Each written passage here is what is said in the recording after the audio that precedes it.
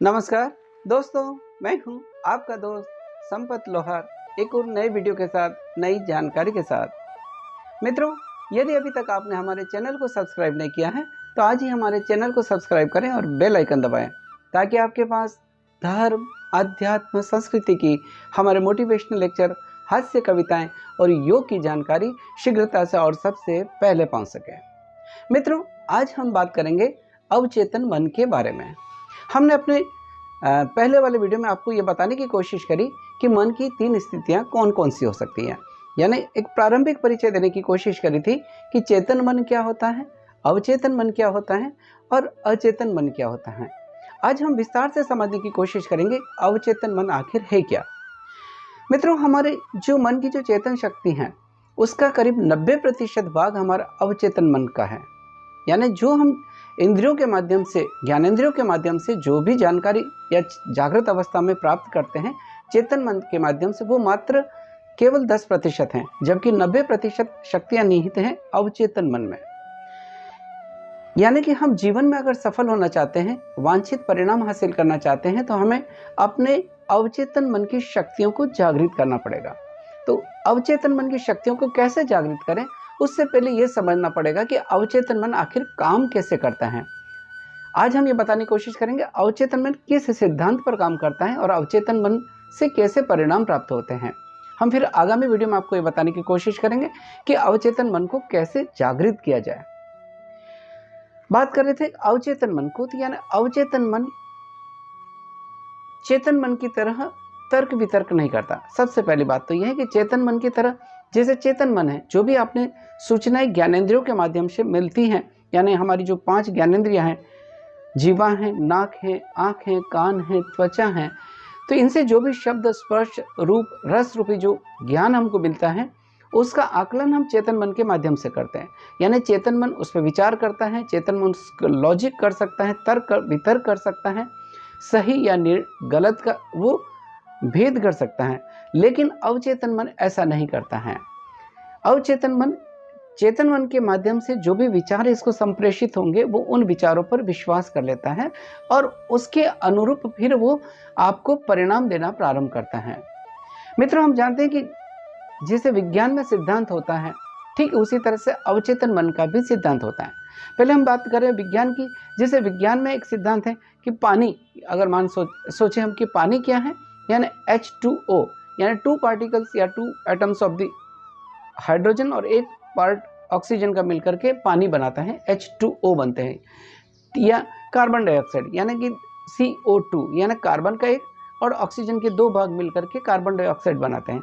या दूसरा उदाहरण आप समझें कि विज्ञान का सिद्धांत है, जैसे किसी पदार्थ को आप गर्म करते हैं तो गर्म करने के बाद में वो फैलता है। अब यह सिद्धांत हर जगह लागू होता है, चाहे आप इसे भारत में गर्म करें, चाहे जापान में या अमेरिका में, हर जगह वो इसी सिद्धांत पर काम करता है कि किसी भी पदार्थ को जब हम गर्म करते हैं तो वो फैलता है। ठीक इसी तरह से अवचेतन मन का भी एक सिद्धांत है जिसके अनुसार ये काम करता है। फिर वो अवचेतन मन किसी का भी हो, चाहे गरीब का हो या अमीर का हो, आप किसी का भी हो, वो उसी सिद्धांत पर काम करना प्रारंभ कर देता है। और अवचेतन मन का सिद्धांत है वो है विश्वास का सिद्धांत। विश्वास, फेथ, किस पे भरोसा करता है, उस विश्वास के सिद्धांत पर यह काम करता है। और विश्वास बनता है आपके विचारों से। यानी चेतन मन जो भी बार बार विचार आपके मन में डालता है, बार बार हम जो भी सोचते हैं, बार बार जो भी विचार हमारे मन में आते हैं, बार बार जो विचार आते हैं, उन विचारों पर हमारा अवचेतन मन विश्वास कर लेता है और उस विश्वास के अनुरूप फिर आपको वो परिणाम देना प्रारंभ कर देता है। इसलिए यह बहुत ज़रूरी है कि हम चेतन मन के माध्यम से हमारे अवचेतन मन में हमेशा वो विचार डालें जैसा हम परिणाम चाहते हैं, क्योंकि जैसे हमारे विचार होंगे वैसे हमारे कर्म बनेंगे। किसी ने खूब कहा है कि आपके विचार से ही आपके कर्म तय होते हैं। इसलिए अपने विचारों को बदलें क्योंकि वो कर्म बन जाते हैं, अपने कर्म को बदलें क्योंकि वो आपकी आदत बन जाते हैं, अपनी आदतों को बदलें क्योंकि वो आपके चरित्र का हिस्सा बन जाते हैं। अतः अगर हम जीवन में सकारात्मकता चाहते हैं, अनुकूल परिणाम चाहते हैं, तो हमें अपने विचारों में हमेशा सकारात्मकता लाना होगी। तो हमें चेतन मन के माध्यम से जो भी विचार हमारे मन में आते हैं वो सकारात्मक विचार ही हमारे भीतर जाए, ऐसा हमें जीवन में, दैनिक जीवन में प्रयास करना चाहिए। क्योंकि जो विचार हम बार बार दोहरा लेते हैं, जैसे आप किसी रस्सी को अगर सांप मान लेते हैं और यही विचार आपके मन में बार बार घूमता है, तो निसंदेह आपको वो रस्सी में सांप दिखाई देने लग जाएगा। ठीक इसी तरह से हमारा अवचेतन मन जो काम करता है, वो चेतन मन के विचारों के रूप में, विचार जो इसको संप्रेषित होते हैं उनको वो परिणाम में बदलता है। यानी हम ये कह सकते हैं कि हर विचार एक कारण है और हर परिस्थिति या घटना या परिणाम उसका परिणाम है, जो अवचेतन मन के माध्यम से हमारे को मिलता है। तो ये अवचेतन मन की जो शक्ति है उसको हमको समझना पड़ेगा और कौन से विचार हम इसमें डालते हैं। क्योंकि जैसा मैंने बताया कि अवचेतन मन न तो तर्क वितर्क करता है, न यह सही या गलत का भेद करता है, न यह क्या करना है क्या नहीं करना है इसका सोचता है। क्योंकि इसमें तो आपने जो चेतन मन के माध्यम से विचार डाल दिए हैं, उन विचारों के अनुरूप आपको परिणाम देने का काम करना शुरू कर देता है। इसलिए या अवचेतन मन को हम इस रूप से भी समझ सकते हैं कि अवचेतन मन आपके मस्तिष्क का वो भाग है या वो उपजाऊ जमीन है, जैसे जिस हमारे किसी उपजाऊ खेत की तरह समझ लीजिए कि आप किसी उपजाऊ खेत की मिट्टी में जो भी बीज डालेंगे वो उसके अनुरूप आपको फसल देना प्रारंभ कर देगा। आप अगर कांटे बोएंगे तो कांटे की फसल देगा, अगर आपने उसमें फलों की फसल दी तो वो फल देगा, अगर आपने कोई अनाज की बोए तो वो अनाज का फल देगा। यानी वो ज़मीन ये तय नहीं करती कि उसको क्या पैदा करना है, वो ज़मीन तो केवल ये देखेगी कि उसमें कौन से विचार या कौन से बीज डाले गए हैं। ठीक वही हमारे अवचेतन मन की रूपी उपजाऊ जमीन भी वही करती हैं। अब अवचेतन मन ये तय नहीं करता है कि मुझे क्या सही है क्या गलत है, मुझे क्या करना है क्या नहीं करना है, वो परिणाम के बारे में भी नहीं सोचता। वो तो केवल ये तय करता है कि चेतन मन ने उसके भीतर कौन से विचार डाले हैं, जो विचारों के बीज बार बार डाले हैं उन्हीं विचारों पर वो विश्वास कर लेता है और विश्वास के अनुरूप हमारे जीवन में वैसी घटनाएं, वैसी परिस्थितियां और वैसे परिणाम देता है। तो अगर हम जीवन में सकारात्मक परिणाम चाहते हैं, अनुकूल परिणाम चाहते हैं, तो हमें सचेत होकर अपने विचारों पर ध्यान देना पड़ेगा। हम जीवन में नकारात्मकता नहीं सोचें, क्योंकि जैसा सोचेंगे वैसा आप बन जाएंगे।